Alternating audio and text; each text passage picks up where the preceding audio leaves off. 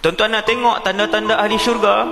Ada tanda-tanda ni, insya-Allah ahli syurga. Antara tanda yang banyak saya tengok ahli syurga ni, antaranya satu, ibadah dia lebih banyak daripada kerja merapu dia. Ibadahnya lebih banyak daripada buang masa dia. Hak ni ciri ahli syurga. Bakal ahli syurga ni tuan-tuan, hidup dia banyak dipenuhi dengan ibadah.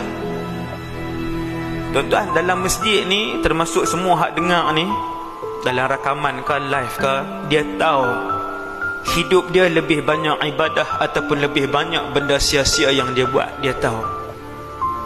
Tiap-tiap orang, termasuk saya yang bercakap, kita tahu sehari 24 jam yang Allah bagi kepada kita, apakah lebih banyak maksiat dan benda kosong yang kita lakukan, ataupun apakah lebih banyak ibadah dan kebaikan yang kita buat kepada Allah Subhanahu Wa Taala.